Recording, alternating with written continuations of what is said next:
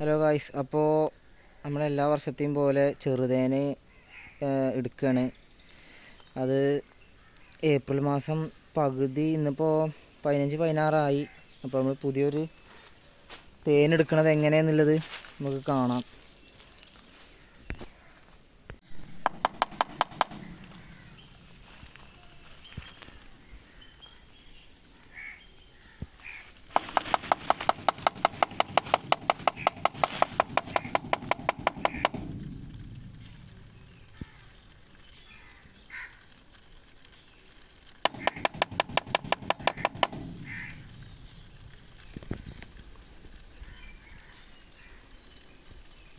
ഇതിപ്പോൾ ഇങ്ങനെ എടുക്കുമ്പോൾ എങ്ങനെ ഇത് നമുക്കൊരു കൂട്ടുന്ന നമുക്കൊരു വർഷത്തിൽ 300-400 മില്യൺ നമുക്ക് കിട്ടുക ഒരു വർഷത്തിൽ. ഒറ്റ വട്ടം നമുക്ക് ചെറുതായി എടുക്കാൻ കഴിയുള്ളൂ. നമുക്ക് അതിൻ്റെ അട നമ്മൾ വെയിലത്ത് വെച്ചിട്ട് ചെയ്യാം. അപ്പോൾ നമുക്ക് കൈ കൊണ്ട് പിഴിഞ്ഞെടുക്കാൻ പാടില്ല ഒരിക്കലും. കൈ കൊണ്ട് പിഴിഞ്ഞിട്ട് കഴിഞ്ഞാൽ തേനിൽ പുളിപ്പ് വരും, തേൻ കംപ്ലൈൻ്റ് ആകാൻ സാധ്യതയുണ്ട്. അപ്പോൾ നമ്മൾ വെയിലത്ത് വെച്ചിട്ട് അരിപ്പ് വെച്ചിട്ട് ഉരുക്കി എടുക്കുക ചെയ്യാം. അപ്പോൾ ഇതാദ്യം നമ്മൾ ഈച്ചേനെ നമ്മൾ ശല്യപ്പെട്ടുന്ന ഈച്ചേനൊക്കെ നമ്മൾ കൂടുതലാക്കി ഒഴിവാക്കും. അത് നമ്മൾ ചെയ്യാറ്.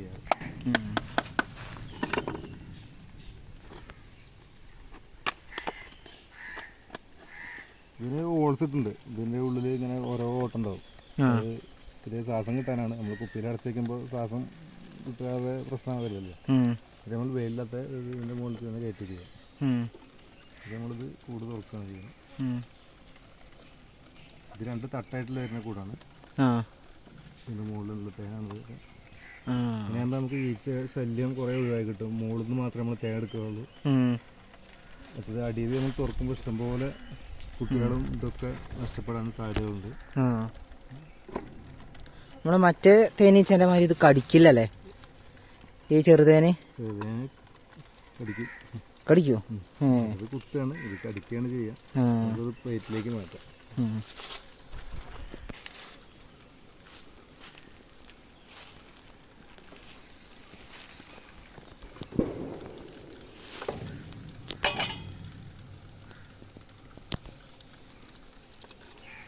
നമ്മൾ ഇങ്ങനെ ആയി കിട്ടണമെങ്കിൽ ഇപ്പോൾ ഇത് എപ്പോൾ തുടങ്ങണം? തേന് ഒരു വർഷത്തോളം എന്തായാലും വരും തേങ്ങനെ ആയി കിട്ടണമെങ്കിൽ. അല്ല, ഇപ്പം നമ്മൾ തേനീച്ചേനെ ഇപ്പം നമ്മൾ എത്തിക്കണം എന്നുണ്ടെങ്കിൽ എന്താ ചെയ്യണ്ടേ? ഇപ്പം നമ്മൾ കാര്യമായിട്ട് നമുക്ക് ഇതിന്ന് ഷെല്ല് വിരിച്ചിട്ട് നമുക്ക് പുതിയ കൂടുതൽ ഉണ്ടാക്കാം. പിന്നെ വരുന്നത് നമ്മൾ പെരയൊക്കെ പൊളിക്കുമ്പോൾ, പഴയ പെരകളൊക്കെ പൊളിക്കുമ്പോൾ അതിന് നമ്മൾ പിന്നെ ഓരോട് ചോദിച്ചിട്ട് തറയമലാണ് കൂടുതലായിട്ട് കാണല്. അത് നമ്മൾ തറയെന്ന് പൊളിച്ചെടുക്കുകയാണ് ചെയ്യാറ്. ഇത് പിന്നെ നമുക്ക് ഓരോ കൊല്ലത്തിൽ നമുക്ക് ഓരോ സെറ്റ് മാറ്റിയെടുക്കാൻ ചെയ്യാം. പുതിയ കൂടുണ്ടാക്കാം. ഇത് പിഴിഞ്ഞെടുക്കാതെ എങ്ങനെ ഇത് വെയിലത്ത് വെച്ചാൽ മതി. വെയിലത്ത് വെച്ച് കഴിഞ്ഞാൽ വെയിലിന്റെ ചൂട് വെട്ടിയിട്ട് ഉരുക്കിയിട്ട് വേറെ പാത്രത്തിലേക്ക് ആവും.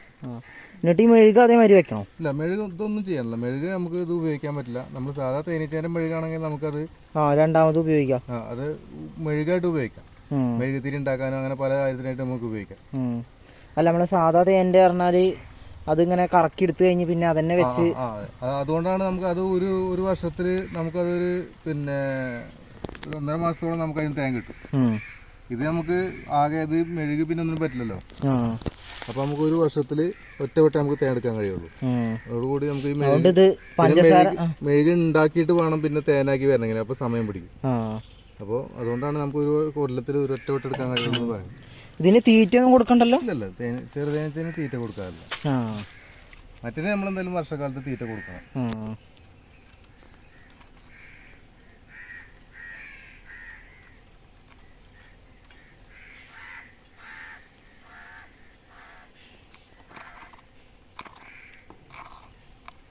ഇത് എത്ര അളവ് കിട്ടും അങ്ങനെ എന്തെങ്കിലും? ഒരു കൂട്ടുന്ന 300-400 മില്ലിയൊക്കെയാണ് നമുക്ക് ചെറുതേനിൽ കിട്ടില്ല. അതിലേറെ നമുക്ക് കിട്ടുക. മറ്റേതാണെങ്കിൽ ഒരു കൂട്ടുന്ന നമുക്കൊരു 15-20 കിലോ നമുക്ക് ഒരു വർഷത്തിൽ കിട്ടും. അത് മറ്റേത് ഇത് മെഴുകി ഉണ്ടാക്കിയിട്ട് വേണമല്ലോ. പക്ഷെ ഇതാണെങ്കിൽ നമുക്ക് പിന്നെ രണ്ടാമത് ഈ വർഷം എടുക്കാൻ നമുക്ക് കഴിയില്ല. വർഷത്തിലൊരിക്കലല്ലേ? ചെറുതേൻ എടുക്കരുത്.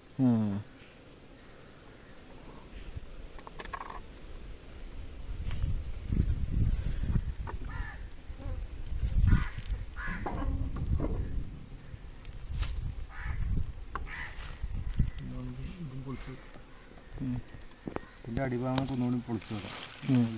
മാത്രമാണ് നമ്മൾ നേരത്തെ കണ്ടത്. ഇതതിൻ്റെ അടിഭാഗമാണ്. നമുക്കെന്ന് വെച്ചാൽ ഇതിൽ ഫുള്ള് മുട്ടിൻ തേനും ഇതൊക്കെ വരുന്നതാണ്. അപ്പം നമ്മൾ അതാണ് നമുക്ക് ഒരു ഇത് നമ്മൾ അടിയെങ്കിലും തേടുക്കുകയാണെങ്കിൽ നമുക്ക് കുറേ ഈച്ചകൾ നമുക്ക് നഷ്ടപ്പെടും. അപ്പോൾ അതുകൊണ്ടാണ് നമ്മൾ മുകളിലത്തെ സൂപ്പർ മാത്രമേ എടുക്കുന്നുള്ളൂ എന്ന് പറഞ്ഞു. ഇതിലും തേനുണ്ട്. ഈ സൈഡ് കാണുന്ന ഫുള്ള് തേനാണ്. ഇത് മുട്ടകളാണ്. ഇത് വിരിയാനാറായ മുട്ടയാണ്. വിരിയാറായ ഇത് സാധാ കൂടി മൂപ്പാകാനായുള്ള മുട്ടകളാണ്. ഇതൊക്കെ പൂമ്പൊടിയാണ്. ഇത് നല്ല സ്ട്രെങ്ത്തുള്ളൊരു കോളനിയാണ്.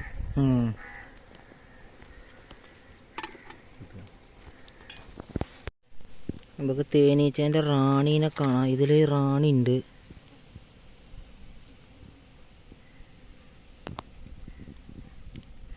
കുറച്ച് വലിയ ഈച്ചയാവും മറ്റേ സാധാ തേനീച്ചകളെ അപേക്ഷിച്ച്. ഇതാണ് റാണി.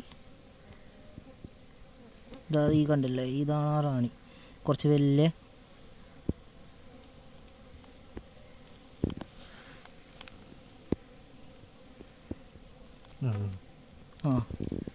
ഇതാണ് റാണി. ഇതാണ് നമ്മളെ റാണി തേനീച്ച, ചെറുതേൻ്റെ റാണി തേനീച്ച.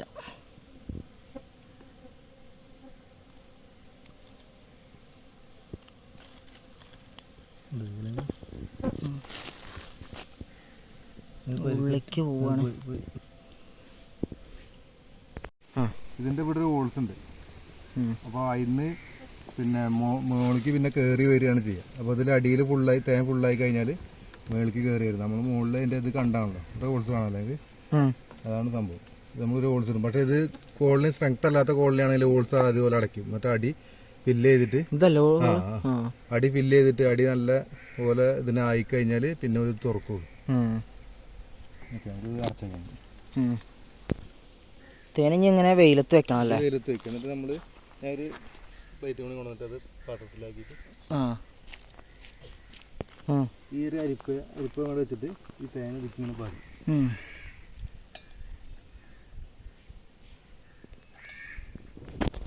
എന്നിട്ട് നമ്മൾ മെഴുകോടെ ഇത് ഇരിക്കാനിടും. എന്നിട്ട് അതിൽ വെയിൽ കൊണ്ട് ചൂടായിട്ട് ഉരുക്കിയിട്ട് തേനായിട്ട് മാറി. കൈ കൊണ്ട് പിഴിഞ്ഞാൽ എന്തായാലും നമ്മളൊരു വേർപ്പിൻ്റെ ഒരു അംശവും തേനിലേക്ക് വരും. അപ്പോൾ നമ്മൾ ചെറുതേന ഒരിക്കലും ഒരു തേനും നമ്മൾ കൈ കൊണ്ട് പിയ്യരുത്. നമുക്ക് കാലങ്ങളോളം സൂക്ഷിക്കാം, ഒരു കേടില്ലാതെ പറ്റും. പിന്നെ ഇത് കൊണ്ടുപോകണതൊക്കെ മെഡിസിൻ്റെ മേലേക്കാണ് ഇത് പോണത്. അത് നമ്മളോട് ഒരു പറയില്ല, എന്തിനാ വെച്ചാൽ ഒരു 500 തേൻ വേണം അല്ലെങ്കിൽ 1 കിലോ തേൻ വേണം എന്ന് പറഞ്ഞാൽ ആൾക്കാർ കൊണ്ടുപോകും. നമുക്ക് കുട്ടികൾക്ക് കൊടുക്കാൻ നല്ലതാണ്. കൂടുതലും മരുന്നിൻ്റെ മേലേക്കാണ് ഒരു പോണ്. പിന്നെ കാസർഗോഡ് മേഖലയിൽ കണ്ണൂർ ഇതാണ് വെയിലത്ത് നിന്ന് തൂരിക്കുന്ന തേനാണത്. നമ്മൾ സ്പൂൺ കൊണ്ട് ഇങ്ങനെ പ്രസ് ചെയ്ത് കൊടുത്താൽ മതി. കുറച്ചു നേരം വെയിലത്ത് വെച്ച് എങ്ങനെ ഒരു കൂട്ടുന്ന് ഒരു 300-400 മില്ലിയാണ് നമുക്കൊരു കൂട്ടുന്ന് കിട്ടുള്ളൂ ഒരു വർഷത്തിൽ. അപ്പോൾ അതാണ് അതിൻ്റെ റേറ്റും വരുന്നത്. നമ്മൾ സാധാ മറ്റേ തേങ്ങ കൊടുക്കുന്നത് 300-350 രൂപ റേറ്റിലാണ് സാധാ മറ്റേ തേങ്ങ കൊടുക്കുന്നത്. നമ്മൾ പെട്ടി തേങ്ങ കൊടുക്കുന്നത്. ഇത് നമുക്ക് ആ റേറ്റിന് കൊടുത്താൽ നമുക്ക് എന്തായാലും നമുക്ക് ഒരു കർഷകരെ നമുക്ക് കൊണ്ടുനടക്കുന്ന ആൾക്കാർക്ക് ഇത് മുതലാവില്ല. അപ്പോൾ അതിൻ്റെ റേറ്റാണ് ഇതിന് 3 രൂപ റേഞ്ച് വാങ്ങുന്നത്. ഇതൊരു കൂട്ടുന്ന കിട്ടിയ തേനാണ് 300 മില്ലി. ഇതാണ് ഇപ്പോൾ കിട്ടിയല്ലേ.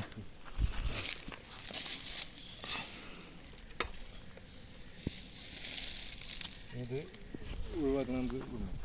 നമുക്ക് നമ്മളാ കൂട്ടുന്ന തേനെടുക്കൽ കഴിഞ്ഞു, നമ്മളെ പരിപാടികൾ കഴിഞ്ഞിട്ട് നമ്മൾ ഈ കൂട് തുറന്നിട്ടാണ് മതി. കല്ലിക്കാരൊക്കെ നമ്മൾ കൂട്ടിലാക്കിയിട്ടാണ്.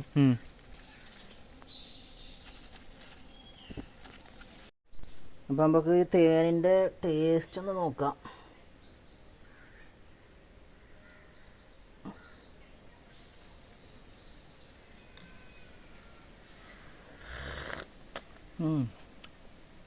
അടിപൊളിയാണ്.